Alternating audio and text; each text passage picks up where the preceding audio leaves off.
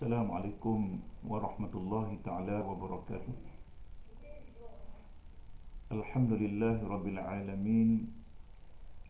Wabihi nasta'in ala umuri dunya waddin. Wassalatu wassalamu ala ashrafil anbiya wal mursalin. Wa ala alihi wa ashabihi wa tabi'in. Wa man tabi'ahum bi ihsanin ila yaumiddin. Qala rabbi shrah li sadri wa yassir li amri wahlul 'uqdatam min lisani yafqahu qawli. Subhanaka la ilma lana illa ma 'allamtana innaka antal alimul hakim. Wala hawla wala quwwata illa billahil 'aliyyil 'azim. Alhamdulillah, tuan-tuan dan puan-puan saudara penonton yang dirahmati oleh Allah Subhanahu wa taala.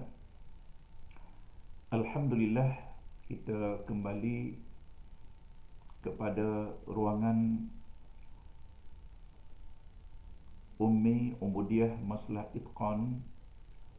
Di dalam ruangan ini, marilah kita sama-sama melihat kepada satu maudhu', satu tajuk yang boleh kita sama-sama bincangkan pada petang ini, iaitu berhubung dengan ujian.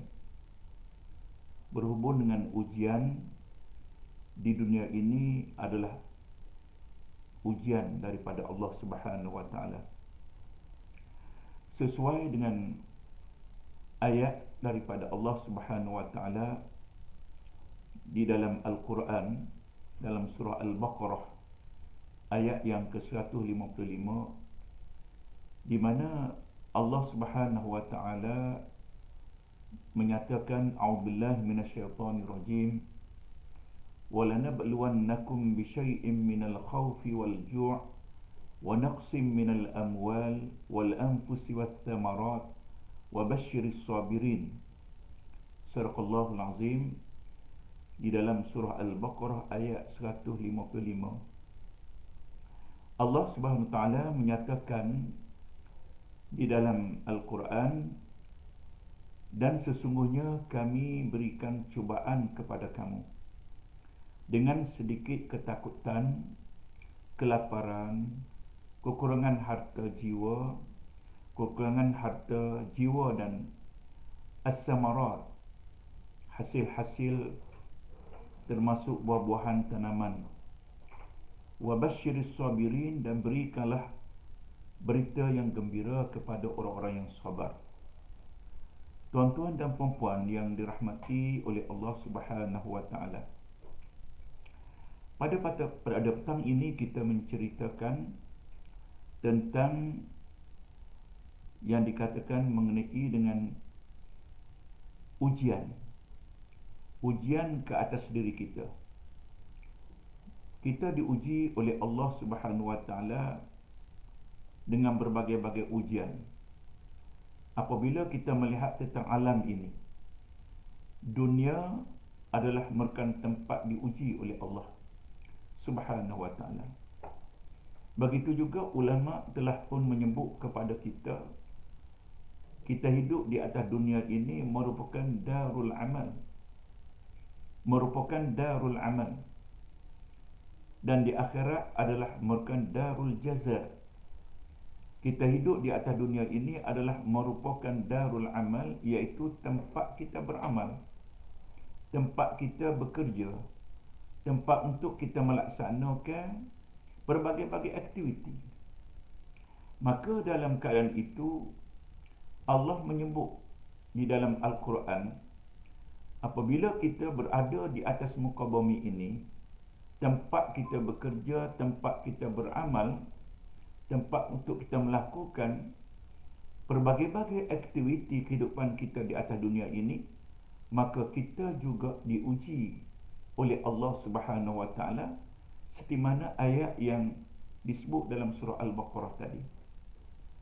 Maka sebelum kita melihat kepada ujian-ujian yang Allah Taala beri kepada kita, maka kita melihat bahawasanya kita melihat tempat untuk kita hidup di atas dunia ini adalah tempat ujian daripada Allah.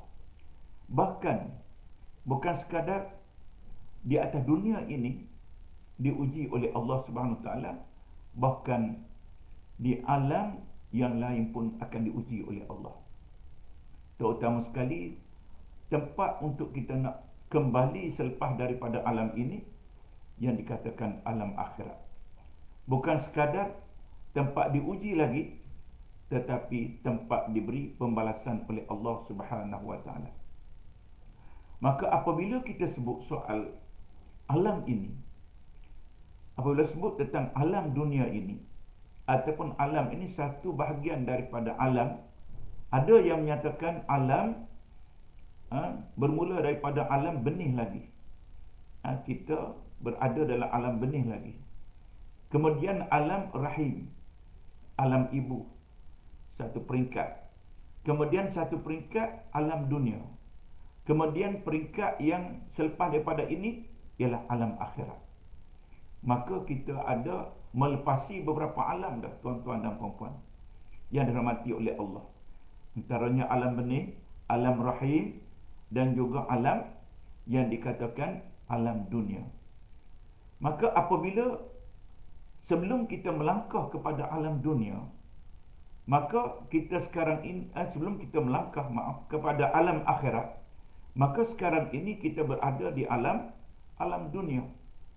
Maka di alam dunia ini ulama telah meletakkan bahawasanya yang merupakan alam dunia yang kita hidup di atas dunia ini, maka sudah tentulah kita mesti melaksanakan apa saja untuk mendapat kebahagiaan. Jadi maksud kebahagiaan ini, kalau tuan-tuan tanya, bagaimana ustaz nak bahagia? Tak bahagia juga. Di atas dunia ni dia buat berbagai-bagai apa cara hidup di atas dunia ni, buat hak tu, buat hak ni, usaha. Begitu gini yang dia buat, tetapi tidak mendapat bahagia juga ustaz. Maka kita boleh jawab bahawasanya inilah dunia yang diberi oleh Allah kepada kita. Di samping diberi nikmat oleh Allah Subhanahu Wa Taala kepada kita, maka Allah Subhanahu Wa Taala ujikan juga dengan berbagai-bagai ujian daripada Allah. Inilah dunia. Lain dengan akhirat yang dijanjikan oleh Allah Subhanahu Wa Taala. Akhirat merupakan tempat keputusan. Akhirat adalah merupakan tempat balasan daripada Allah Subhanahu Wa Taala. Kalau keputusan itu baik, maka baiklah. Mereka berada dalam keadaan kebaikan. Tak ada lah yang dikatakan kesusahan. Tak ada lagi susah, tak ada lagi nak marah ke orang, tak ada nak dengki, tak ada nak sombong, tak ada nak cemburu dan sebagainya, kerana pada yang dikatakan waktu itu berada dalam keadaan kenikmatan, balasan kebahagiaan yang dianugerahkan oleh Allah Subhanahu Wa Taala. Maka apabila kita membicarakan tentang ujian ini, ketika kita berada di atas muka bumi ini, setelah kita melihat tentang ujian-ujian yang kita terima ini, maka kita melihat di mana ayat Allah Subhanahu Wa Taala yang menyatakan kepada kita di dalam Al-Quran. Allah menyatakan, i'lamu annamal hayatad dunya la'ibun wa lahwun wa zinatun wa tafakhurun bainakum wa takasurun fil amwal wal aulad kamathali ghaisin a'jabaka al-kuffar nabatuhu summa yahiju fatarahu musfarra summa yakunu khutama wa fil akhirah adzabun syadid wa maghfiratun minallah wa ridwan wa mal hayatud dunya illa mata'ul ghurur. Maksudnya Allah menyebut di sini, ketahuilah bahawasanya dikatakan kehidupan di dunia ini tidak lain hanya bawaan hidup yang berupa semata-mata permainan, hiburan yang melalaikan. Kalaulah orang ikut arah dengan kehendak dunia ini sudah tentu ia akan membawa kepada tidak ada yang lain kelalaian. Tidak ada alas suatu bentuk yang melalaikan. Itu Allah SWT sebut. Serta perhiasan. Semuanya adalah menuju kepada makin lama makin kurang, makin lama makin lemah. Dan juga bawaan hidup yang bertujuan bermegah-megah di antara kamu dengan kebaikan tadi yang kamu perolehi, kekuatan yang kamu perolehi, apa sahaja yang kamu perolehi itu, dan keturunan yang kamu perolehi itu, serta kamu berlumba-lumba untuk membanyakkan harta benda dan anak-anak pinak tadi, semuanya itu adalah terhad waktunya. Semua itu adalah terhad waktunya. Ini yang disebut oleh Allah Subhanahu Wa Taala. Allah bandingkan samalah seperti hujan yang menumbuhkan tanaman yang menghijau. Samalah seperti Allah menumbuhkan tanaman yang menghijau subur, yang menjadikan penanamnya suka dan tertarik hati. Kita dapat tanam satu tanaman, buka kebun dan sebagainya. Kita akan suka, Allah sukanya tahun ni kita dapat hasil. Orang duk buang musim tu dapat hasil tanaman-tanaman. Kalau dulu musangking, tapi sekarang ni dah tak ada dah. Tunggu pula musim yang akan datang. Maknanya semuanya akan terhad. Allah SWT semuanya akan terhad. Dia akan habis, dia akan mati, dan akhir sekali kita tidak merasai benda yang kekal di atas dunia ini. Dan Allah banding sepertilah hujan yang menumbuhkan tanaman tadi, menjadikan penanamannya suka dan tertarik hati kepada kesuburan tadi. Nampak tak? Ni bandingan tuan-tuan. Bandingan Allah Subhanahu Wa Taala tentang kehidupan kita di atas dunia ini. Maknanya apabila tanaman itu subur, maka tanaman itu mendapat hasil kepada satu masa yang tertentu. Kemudian selepas itu engkau melihat ia menjadi kekuningan. Ia menjadi kekuningan, akhirnya menjadi hancur, dan akhirnya menjadi tidak berguna bagi kita. Dan Allah sebut, dan hendaklah diketahui lagi bahawa di hari akhirat ada azab yang berat. Di hari akhirat ada azab yang berat yang disediakan bagi golongan orang-orang yang mengutamakan dunia ini. Dan ada pula keampunan besar serta keredaan daripada Allah disediakan kepada orang-orang yang mengutamakan akhirat. Dan ingatlah bahawa hidup di dunia ini tidak lain hanya kesenangan yang sementara waktu dan memperdayakan manusia itu saja. Ini Allah sebut dalam surah Hadid ayat yang ke-20. Tuan-tuan dan puan-puan, sudah penonton yang dirahmati oleh Allah Subhanahu Wa Taala. Jadi kita kena ingat apa yang disebut oleh Allah Subhanahu Wa Taala tadi, menyatakan bahawasanya dunia ini adalah tempat sementara waktu untuk menuju di hari akhirat. Ad-dunya mazra'. Yang dikatakan dunia ni adalah ladang, tanaman. Untuk kita nak mencari sebanyak mana yang dah telah ditentukan oleh Allah Subhanahu Wa Taala untuk bawa pada hari akhirat.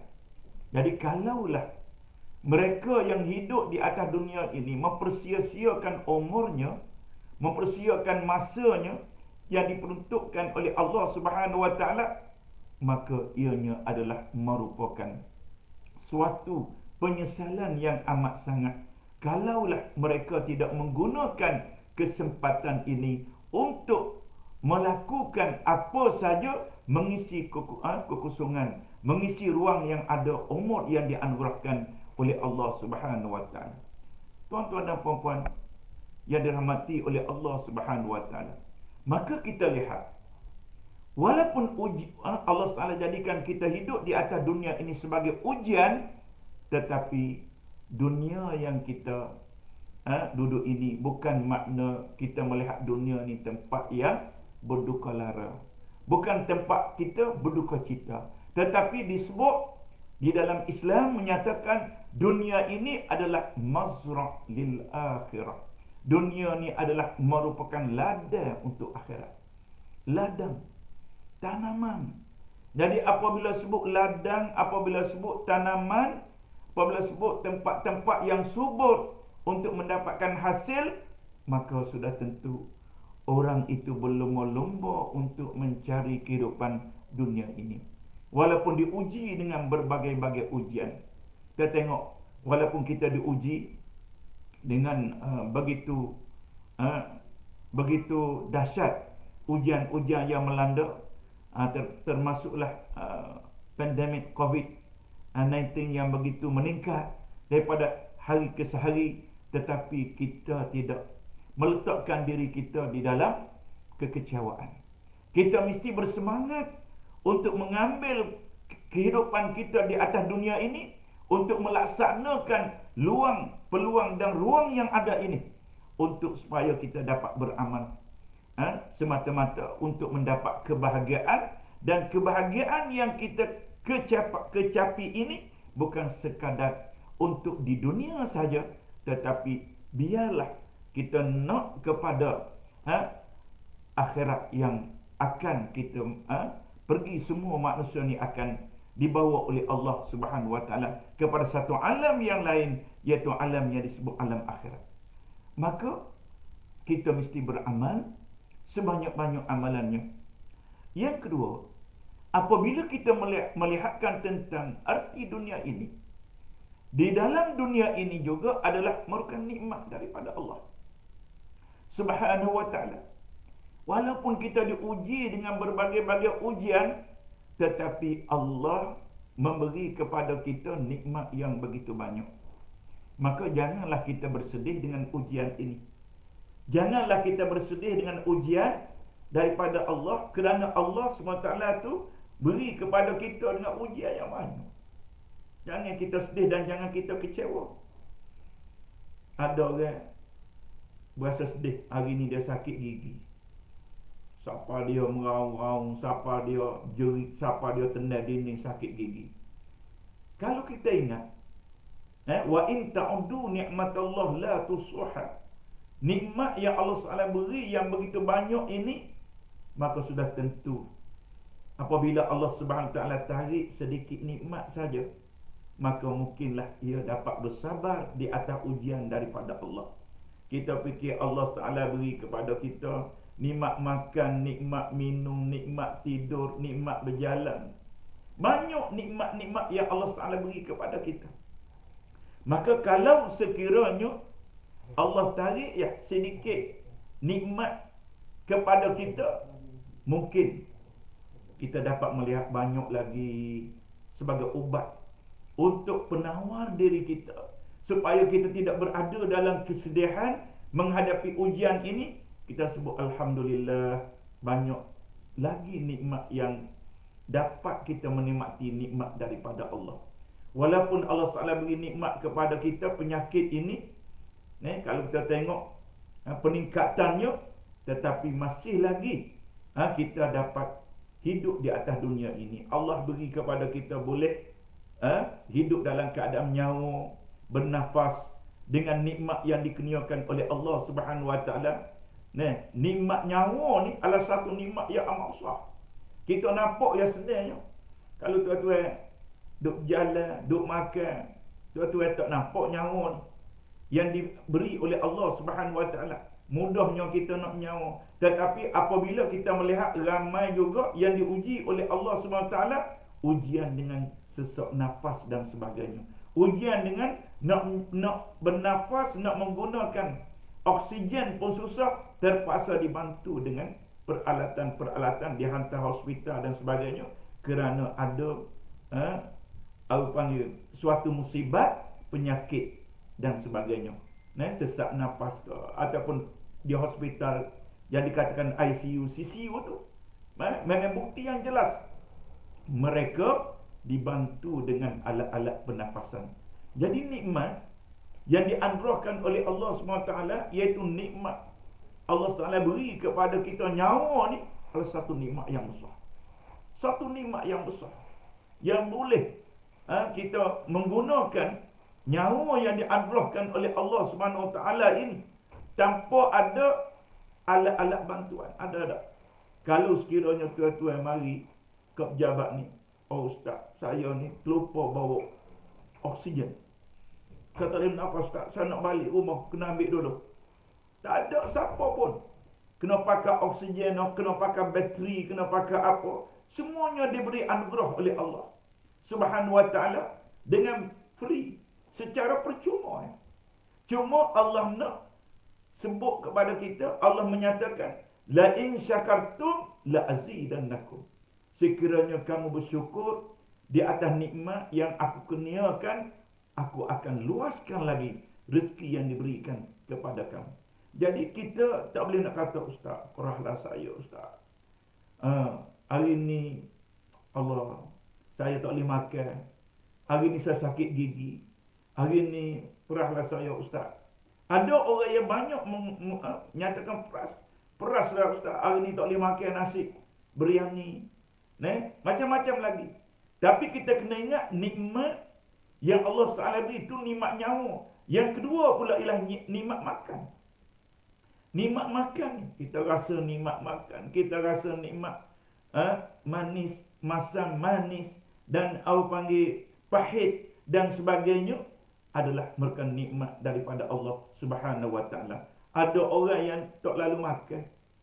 Tak lalu makan, berilah makan negara pun tak sirah. Orang tawar nasi biryani ke ataupun lauk kambing, tak usah bagilah, saya tak nak ni. Nak telan dua mulut pun tak boleh dah, pasal pahit dan sebagainya. Jadi kita renung balik. Kita renung balik tentang nikmat yang Allah SWT beri. Ada tak kita nak beli suatu produk, biar jadi kita makan tu rasa masin? Tak payah belilah. Allah secara beri kita secara automatik. Ada di mana kita tak nampak tengok. Di mana tempat yang kita rasa manis. Di mana tempat yang merasakan pahit. Kalau Allah kata tak ada dah bateri hak pahit, tak ada dah, kena pergi cari bateri pahit pula. Hak manis tak ada dah, kena cari bateri hak manis. Nak rasa manis pasal nak minum air malam ni kedai kopi. Contoh. Kena beli juga perasa hak manis masuk dalam mulut barulah dapat rasa. Tak ada. Nikmat yang Allah SWT beri itu amat banyak. Tetapi kadang-kadang Allah SWT uji dengan nikmat makan tadi. Uji dengan nikmat makan, doktor kata tuan tak boleh makan daging. Tuan tak boleh makan ayam. Tuan hanya boleh makan nasi dengan contoh dengan garam. Apa tuan rasa? Tuan rasa Allah sedihnya, piti banyak, tapi nak beli daging tak boleh. Masih lagi kita dapat bersyukur. Kenapa tuan-tuan kita dapat bersyukur? Apa jawapan? Kita dapat bersyukur pasal kita dapat makan. Betul tak? Kita dapat bersyukur pasal kita dapat makan. Ada orang yang tak boleh makan dah. Sampai ketika satu mulut masuk dalam mulut dia, satu suap nasi, sesuap nasi masuk dalam mulut dia, sudah terkeluar balik. Keluar balik. Minum air keluar balik. Syukur kepada Allah Subhanahu Wa Taala. Cuma bagi kita rasa sedih, Allah, duit banyak tapi tak boleh makan. Kena berpantang. Makan pun kena patah. Doktor kata okci manis tuan ni. Okci manis ni, lemah jantung dan sebagainya. Kena makan pun kena tengok dalam makanan pula. Yang tu diuji oleh Allah Subhanahu Wa Taala. Kita boleh makan masa kita muda, kemudian selepas daripada kita berusia kita, maka Allah uji pula dengan tak lalu makan. Dan Allah SWT beri kepada kita nikmat yang begitu banyak. Apabila kita makan ni, tidak ada gangguan. Akhirnya, kita boleh pergi buat hak hampasan kepada makanan tadi. Dalam keadaan yang tidak ada apa-apa gangguan pun. Ini adalah nikmat yang dikurniakan oleh Allah SWT kepada kita. Tidak kata macam kita lah. Contoh tuan-tuan, kita duduk rumah, isteri kita basuh kain. Isteri kita basuh kain, ambil kain buh dalam mesin basuh. Kita pun tanya, yang buat apa dapur tu bising sangat. Gagal sangat, bising sangat. Sayang dia isteri lah. Isteri pun kata, abang saya basuh kain tu, maaflah pukul 12 malam. Masih lagi gogeng bunyi dah. Aku basuh kain.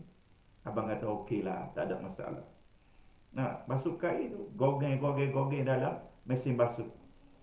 Mungkin mesin basuh yang mahal sikit lah tadi. Mahal tu dia senyap juga kot. Tetapi kalau kita lihat tentang kisaran makanan tadi, Allah SWT betapa kuasanya Allah, masuklah apa saja dalam perut kita. Dan Allah SWT berkuasa. Perut kita ni dapat menghadamkan makanan ini. Ada hak kita makan nasi hari ni, ada hak kita makan gula hari ni, hak kita makan mi kuah hari ni, ikan kering hari ni, ayam goreng, daging goreng, masuk belakang. Kadang-kadang kita pakai tulai. Tulai daging, pakai tulai gitu ya. Bukan hak besar lah macam. Tetapi tak ada pun terasa dalam perut kita ini gogeng satu kisaran yang membosankan kita. Contoh kita semaya dekat dengan kawan-kawan kita ni, kita takbir Allahu Akbar, dengar pula Allah ni kena 1 meter lah. Kita dengar pula gogeng dalam perut. Kita pun tanya dia, awak makan gapo hari ni, kuat bunyi dalam perut awak? Tak ada. Senyap. Betapa nikmatnya Allah SWT menyusun, menjaga kita, memelihara kita, memberi nikmat kepada kita. Sehingga apa yang kita makan pun senyap-senyap ya. Pergi tandas je. Nak pergi tandas kejap. Ada kata bunyi bising macam basuh. Kita basuh kain tadi, degur-degang. Bunyi degur-degang, kita tanya, oh awak makan liabok kali ni. Tak ada apa pun. Ini adalah merupakan nikmat daripada Allah. Itu nikmat makan. Yang ketiga pula nikmat tidur, tuan-tuan. Ada orang yang diberi nikmat tidur. Tidur semua. Dengan ceramah pun tidur. Duduk rumah pun tidur, depan TV pun tidur. Nikmat yang dianugerahkan oleh Allah Subhanahu Wa Taala kepada kita. Ada orang tanya, ustaz, macam mana ustaz, saya tak dapat tidur. Saya tak dapat tidur malam. Ada satu orang tu semasa dulu saya berkuliah di Pasir Mas, satu tempat tu. Ada seorang tanya saya, ustaz, saya nak tanya satu soalan. Dan ustaz, saya sebenarnya tidak dapat tidur. Dan sekarang ini saya dapat tidur. Nasib baik dia tak tanya, ustaz macam mana ustaz, saya tak dapat tidur ni, macam mana? Saya pun tak tahu nak jawab. Kalau dia tanya kita, ustaz macam mana saya tak dapat tidur, untuk dapat tidur malam. Bolehlah kita pergi hospital lah. Maknanya injek cocok obat tidur. Hamba boleh tidur. Kita pun tak boleh nak jawab. Tapi dia kata, ustaz 3 bulan saya tak dapat tidur waktu malam. Tetapi sekarang ini saya dapat tidur. Dia tanya satu soalan, apakah benda yang ada dalam Al-Quran, amalan-amalan yang saya amalkan ini, Allah angkat segala penyakit. Saya pun susah nak jawab, ustaz. Kalau orang ada yang hebat-hebat tu, bolehlah tolong jawab dia. Tapi waktu itu saya terlintas di dalam Al-Quran. Ini ada satu cerita. Ceritanya, tuan-tuan dan puan-puan, dia ni tak boleh tidur 3 bulan. Waktu malam tak boleh tidur. Kita alhamdulillah nikmat. Jumpa batas tidur lalu kerong. Bini kata, abang tidur dah.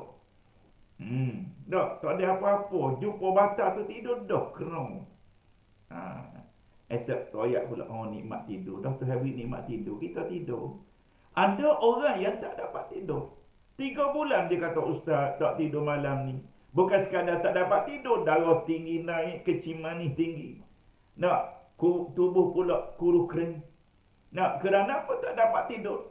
Kerana tidur ni adalah merupakan fitrah.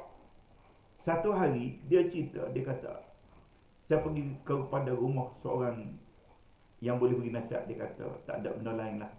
Kalaulah kita terima musibah, Kalaulah kita terima musibah, kita terima ujian daripada Allah Subhanahu wa taala, maka hendaklah kita berdoa kepada Allah.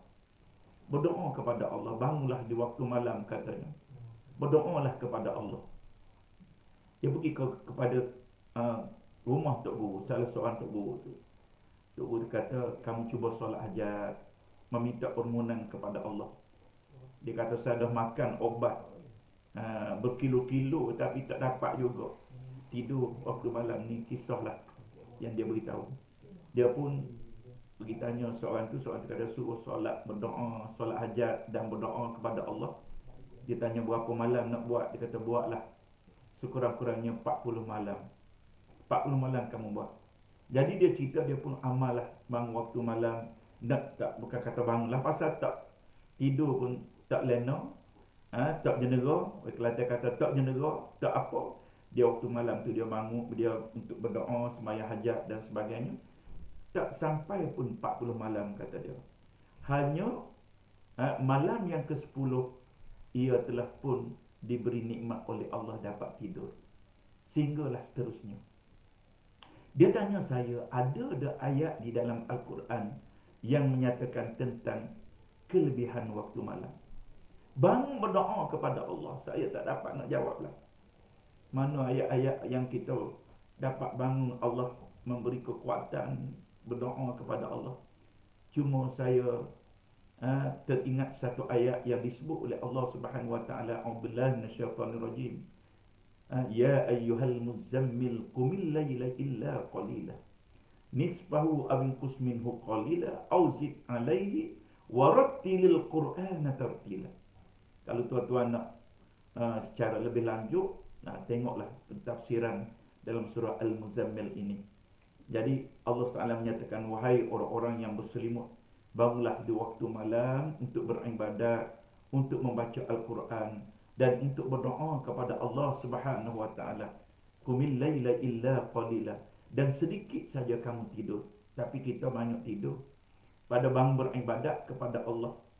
Inna sanulqi alaika qawlan saqila, sesungguhnya aku akan memberi suatu amanah yang berat.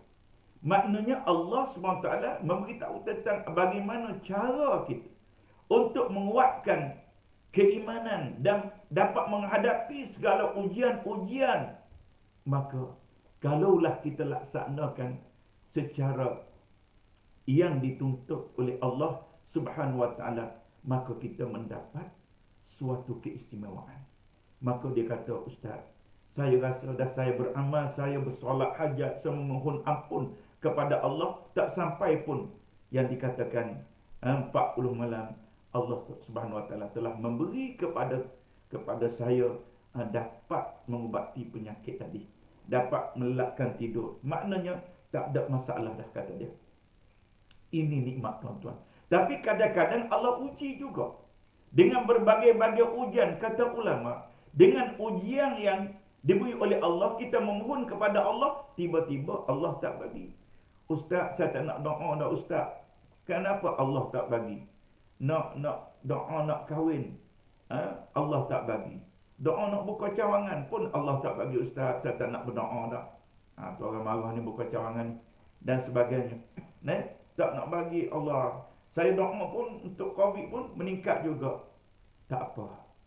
Kita apabila kita berdoa kepada Allah, yang menerima doa ialah siapa? Allah yang menentukan. Kata ulama, kadang-kadang apabila kita berdoa ini, Allah terima secara segera.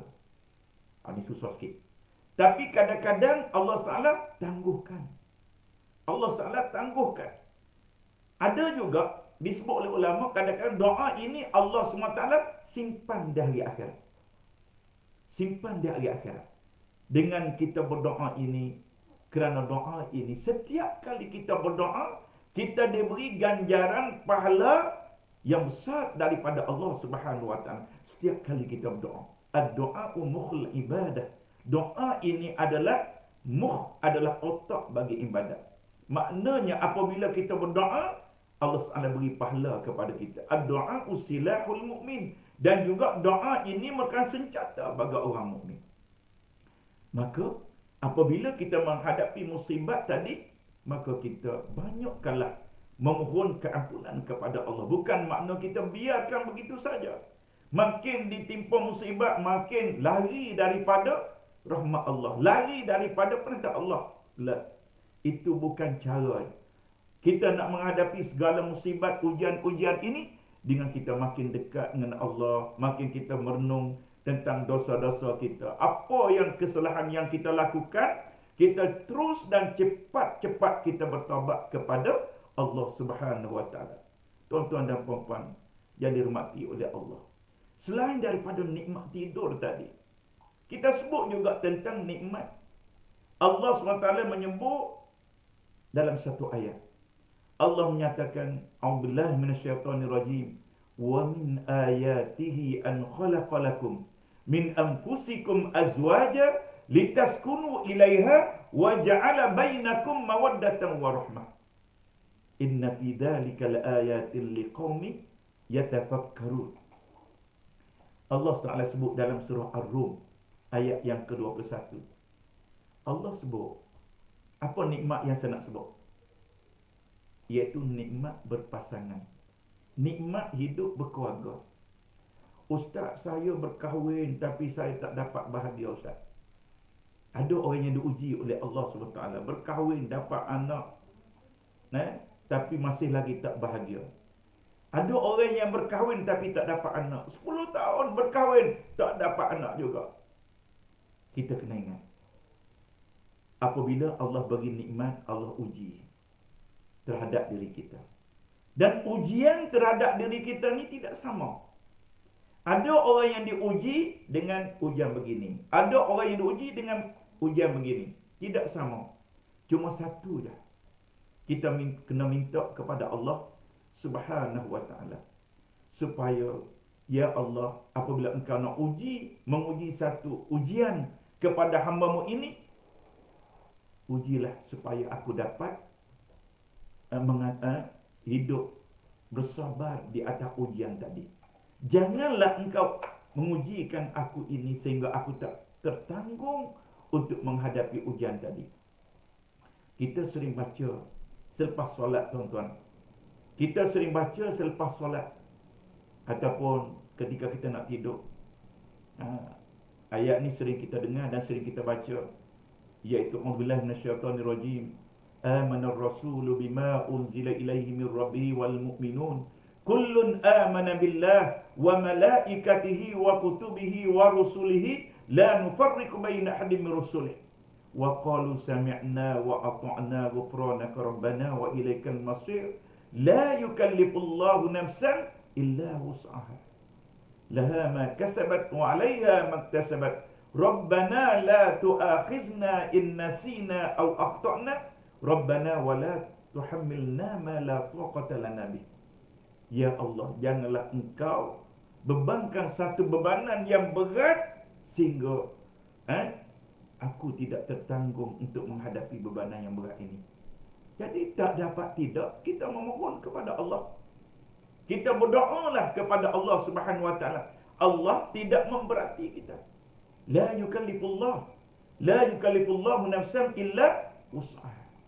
Allah tidak memberati diri kita. Hanya Allah membebankan tanggungjawab kepada kita sesuai dengan kemampuan yang ada pada kita. Kita lihat nikmat berkahwin. Allah SWT menyatakan dalam ayat dalam surah Ar-Rum tadi. Kalau kita tanya pasangan-pasangan yang ingin berkahwin, kenapa nak kahwin? Kita tanya, kenapa adik nak kahwin? Ustaz, kahwin ni bahagia, Ustaz. Kahwin ni nikmat, Ustaz. Kahwin ni satu benda yang indah. Benda yang halal, benda yang haram jadi halal. Betul lah kata Allah Subhanahu Wa Taala. Tetapi benarlah apa yang Allah SWT sebut tadi? Dan di antara tanda-tanda kekuasaan Allah Subhanahu Wa Taala, Allah menciptakan untukmu isteri-isteri. Allah menciptakan untukmu isteri-isteri daripada jenis kamu sendiri, supaya kamu cenderung dan merasa tenang. Merasa tenang dan merasa bahagia yang disebutkan tadi. Azwajan litaskunu ilaiha. Merasa tenang, merasa bahagia. Contoh, kita duduk di pejabat, apa yang kita ingat? Anak. Apa yang kita ingat? Isteri. Entah anak aku ke mana, nak pergi ambil tuition. Ni sekarang ni sekolah pun tutup dah. Masa sekolah buka tu teringat dah. Pukul 1 tu anak. Pukul 5 ni cepat-cepat nak ambil. Teringat ke anak. Teringat ke isteri. Teringat kepada suami. Teringat kepada keluarga. Ini yang Allah sebut dalam Quran. Litaskunu ilaiha wa ja'ala bainakum mawaddatan wa rahmah. Dan merasa cenderung dan merasa tenteram kepadanya. Dan Allah jadikannya di antara keduanya rasa mawaddatan wa rahmah. Ada tak kita perasaan, wujud dalam hati kita perasaan mawaddatan wa rahmah? Jawapannya ada. Mawaddatan rahmah ni ada dalam hati kita. Apabila dari sudut perkahwinan, maknanya diberi nikmat oleh Allah Subhanahu wa taala. Contohlah kata seseorang itu pernah duduk dengan keluarga dia, anak tunggal, dia sayang kepada ayah, sayang kepada mak. Orang panggil tak pisah. Tak pisah hidup dia. Tiba-tiba apabila dia berkahwin, apa akan jadi? Lalu suami dia kata, yang kita berpindah ke Johor, mengikut suami, kena bekerja lah, kena ikut. Isteri dia kata, dah menjadi kewajipan isteri, kena ikut suami. Jadi Allah telah pun mencampak di dalam hatinya kasih sayang. Padahal yang lama hidupnya dengan ibu bapa, dengan ayah, dengan mak, bermanja dengan mak. Tetapi apabila berkahwin, hati dan perasaan itu bertambah-tambah kasih kepada suaminya. Walaupun kita disuruh, walaupun kita berkahwin, taat kepada suami, tetapi kasih kepada ibu bapa tetap ada. Namun begitu, hati kita condong kepada pasangan yang diikatkan dengan perkahwinan yang sah. Ini ialah apa yang disebut oleh Allah Subhanahu wa taala tanda-tanda kebesaran Allah Subhanahu wa taala. Ini adalah tanda-tanda kebesaran Allah Subhanahu wa taala. Maka sebab itulah kita lihat bahawasanya kita diberi nikmat berkahwin adalah merupakan suatu nikmat, tetapi kita diuji pula dengan ujian-ujian. Allah Taala sebut tenang, Allah Taala sebut dengan kita rasa selesa, dengan kita ada isteri, kita ada anak, kita ada cucu pula balik bercuti, balik ke rumah, mak ayah rasa demam, apabila cucu balik rasa tenang, sebagainya. Itu adalah satu nikmat daripada Allah.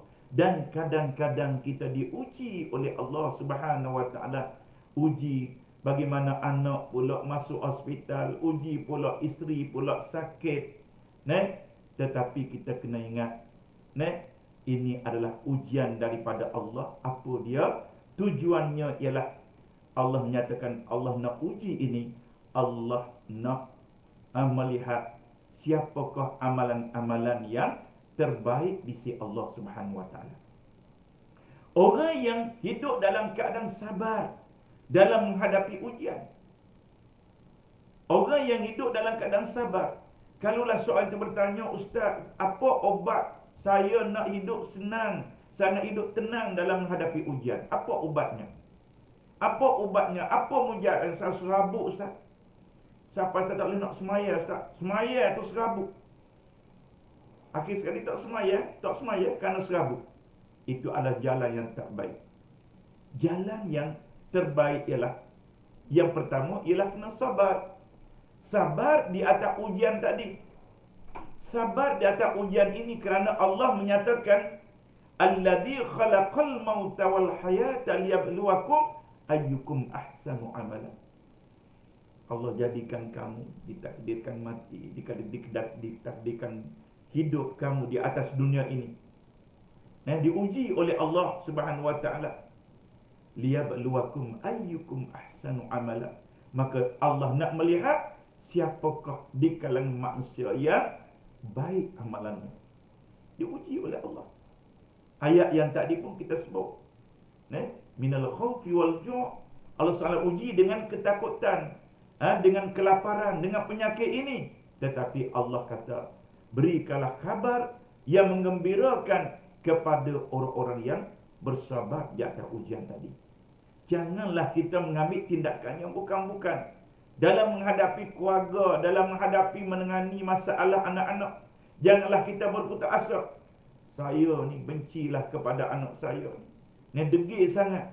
Kita tak tahu bahawasanya ianya adalah diuji oleh Allah Subhanahu Wa Taala. Dalam keadaan itu, kadang-kadang anak kita ada 6 orang. Tak sama. Tak sama. Ada anak kita yang seorang ni mudah. Kita suruh dia buat semayang pun tak tinggal. Yang seorang ni kena suruh sama. Kena suruh sama. Kalau tak suruh tak buat. Tak suruh tak buat. Tak wayak tak laksanakan. Ada hak ni terus tak buat langsung. Kalau ayah tak ada rumah, tak solat lah. Hore-hore lah. Ada macam-macam kerana anak-anak kita. Jadi apabila macam itu, kita letakkan bahawa ini adalah satu ujian yang nak melihat kepada kita setara mana tahap kesabaran yang boleh kita laksanakan itu, kerana setiap kali kita bersabar di atas ujian itu, ianya adalah merupakan suatu tingkat ataupun martabat yang Allah SWT nak angkatkan kedudukan manusia di sisi Allah Subhanahu Wa Taala. Dengan apa? Dengan ujian daripada Allah Subhanahu Wa Taala. Maka kita kena bersabar di atas ujian tadi. Dan bukan sekadar untuk kita bersabar di atas ujian tadi, hendaklah kita berusaha. Yang kedua ialah hendaklah kita berusaha mencari suatu perkara yang dapat mengatasi apa yang musibah yang berlaku. Jangan kata duduk dia di rumah tak ada buat apa. Itu orang panggil bukan tawakal tu. Orang yang tawakal ini ialah orang yang berusaha. Ada masalah dia berusaha macam mana nak buat. Macam mana nak atasi. Macam sekarang inilah kita menghadapi musim penyakit pandemik COVID-19 ni. Kita mengikut SOP, kita jarakkan, kita sanitizer dan juga tutup muka dan sebagainya. Itu adalah satu usaha dan untuk ikhtiar, supaya kita dapat menjauhi daripada penyakit-penyakit ini.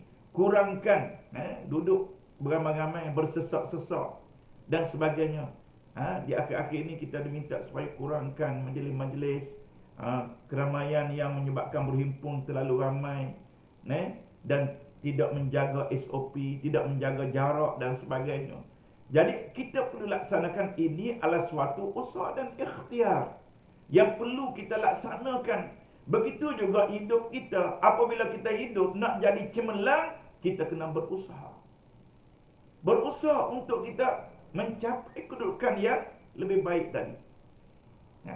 Contohlah, saya nak beritahu, kalaulah kita menghadapi masalah dalam keluarga, kerana suami, kerana keluarga, ataupun kerana suami dan ataupun kerana isteri dan sebagainya, apa yang boleh kita buat? Tidak boleh kita duduk rumah, duduk menengung, duduk termenung orang panggil. Sekarang ni banjir itu termenung orang panggil. Bukan sekadar banjir itu termenung, 7 hari itu tak surut lagi lah. Tapi ada juga penyakit yang kawan-kawan kita ni suka termenung. Suka termenung. Dia panggil penyakit apa? Suka termenung ni. Aku panggil duduk menengung. Latih kata menengung. Jangan kita mengambil sesuatu yang tidak memberi manfaat dalam mengubah diri kita. Ketika kita menghadapi musibat, kita kena berusaha. Contoh bagi isteri yang menghadapi masalah, dia kena, kalaulah dalam bidang kekeluargaan, dia kena mendapatkan nasihat daripada orang-orang yang tahu dalam seluk beluk kekeluargaan. Sesuai dengan ayat yang Allah Taala sebut, fas'alu ahla zikri in kuntum la ta'lamun. Tanyalah bagi orang-orang yang pakar. Jangan pula, ustaz, saya pergi tanya dah hak keluarga ini kepada siapa? Orang yang baiki kereta. Orang yang baiki kereta tu dia mahir dalam bidang kereta. Jangan kita tanya bab lain.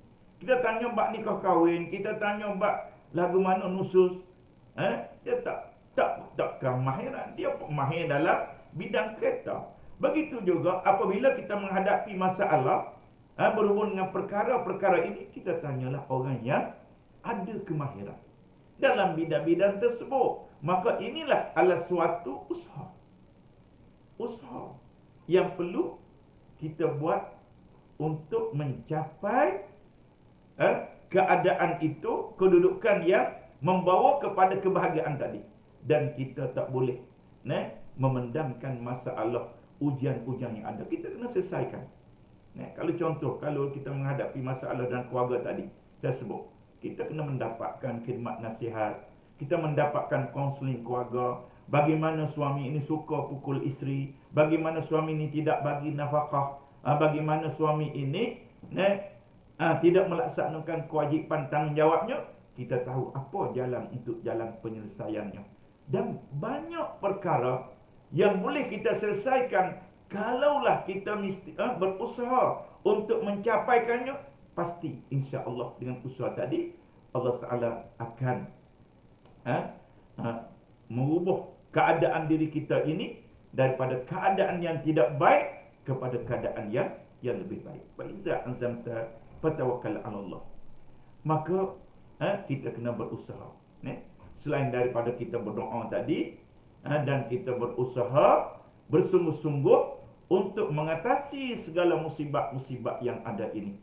Kerana setiap perkara pasti ada jalan untuk jalan penyelesaiannya, insya-Allah. Tuan-tuan dan puan-puan yang dirahmati oleh Allah Subhanahu wa taala. Maka apabila kita sebut tentang ujian ini, apabila kita sebut tentang ujian ini, ujian selama mana kita hidup di atas dunia ini, kita diberi ujian oleh Allah Subhanahu wa taala. Iaitu siapa yang bersabar, saya sebut dah tadi, siapa yang bersabar di atas ujian tadi, Allah sempurnakan sabarnya, lalu Allah masukkan ke dalam syurga di mana pintu yang dia suka. Kerana apa? Kelebihan daripada dia bersabar tadi. Dan selain daripada itu, saya nak beritahulah kesimpulan daripada apa yang saya sebut di sini. Kita ada cara atasi dalam menghadapi musibah ini. Selain daripada yang saya sebut tadi, berdoa, bersabar dan mencari jalan penyelesaiannya, kita menyedari tentang hakikat kehidupan kita hidup di atas dunia ini, di mana Allah Taala sebut ahasiban nas an yatraku an yutraku an yaqulu amanna wa hum la yuftanun. Maknanya, patutkah manusia ini menyangka bahawa mereka akan dibiarkan dengan berkata kami telah beriman. Dibiarkan dengan berkata kami telah beriman, sedangkan mereka tidak diuji dengan ujian-ujian daripada Allah. Ini dalam surah Al-Ankabut. Allah SWT menyebut, maknanya kita diuji oleh Allah Subhanahu wa taala dengan berbagai-bagai ujian. Jadi kita janganlah rasa sedih, janganlah kita rasa duka cita dengan ujian-ujian yang kita alami tadi. Maka hendaklah kita sama-sama kita berdoa kepada Allah sebanyak-banyaknya. Wala tahinu wala tahzanu wa antumul a'launa in kuntum mu'minin. Kata Allah, janganlah kamu bersikap lemah dan janganlah kamu bersedih hati, padahal orang-orang yang paling tinggi di sisi Allah SWT di kalangan kamu ialah orang-orang yang beriman kepada Allah Subhanahu wa taala. Jadi kita mesti menyedari bahawasanya setiap kali ujian ini Allah SWT nak uji kepada kita di kalangan orang yang beriman. Jadi besarnya pahala diukur dengan besarnya ujian daripada Allah Subhanahu wa taala. Kadang-kadang Allah uji dengan ekonomi, kita sabar. Uji dengan wang ringgit, kita kena sabar mencari yang halal. Jangan pula diuji dengan wang ringgit ni, sumak kepala, buat perkara-perkara yang tidak baik. Perkara rasuah, perkara yang diberkai oleh Allah dan sebagainya. Tapi kita sabar serta berikhtiar mencari jalan yang terbaik, jalan yang diridai oleh Allah Subhanahu Wa Taala pada setiap masa. Maka oleh itu, apabila kita menghadapi, kita sekarang ini duduk di akhir zaman, menghadapi dunia di akhir zaman ini, menghadapi berbagai-bagai ujian, maka kita bagi orang beriman kena kembali kepada apa yang telah ditentukan, yang dinyatakan oleh Allah Subhanahu Wa Taala. Maka hendaklah kita menghadapilah segala ujian ini dengan penuh ketabahan, dengan penuh mengharapkan pertolongan daripada Allah Subhanahu Wa Taala. Dan Allah sebut walladzina amanu wa amilus solihat lanudkhilannahum fis solihin. Dan orang-orang yang beriman saja, yang beramal saleh, sudah tentu kami akan masukkan mereka dalam kumpulan orang-orang yang mendapat sebaik-baik balasan dengan sebab kesabaran mereka dalam menghadapi ujian ini. Jadi saya rasa sepenuh dengan kita dalam tahun yang baru ini, tahun menghadapi tahun baru ini, marilah kita sama-sama bersabar di atas ujian ini, kerana kita menyambut tahun baru ini dengan ujian-ujian yang kadang-kadang tak pernah kita rasai sebelum daripada ini, tetapi kita diuji oleh Allah. Maka hendaklah kita berharap kepada semua dapat bersabar. Sangat-sangat kita kena bersabar, sangat-sangat di atas ujian ini, kerana tidak ada lain yang dapat memberi pertolongan kepada kita ialah pertolongan daripada Allah. In tansurullah yansurkum wa yusabbit aqdamakum. Apabila kita melaksanakan apa yang diperintahkan oleh Allah, melaksanakan segala ajaran-ajaran dalam Islam, maka Allah tetap akan memberi pertolongan kepada kita. Dan saya rasa itulah sekadar yang saya dapat sampaikan pada petang ini. Apa yang baik daripada Allah, dan segala kelemahan saya mohon kemaafan. Aqul qouli hadza wa astaghfirullahal azim li wa lakum. Wassalamu alaikum warahmatullahi taala wabarakatuh. Wallahu a'lam.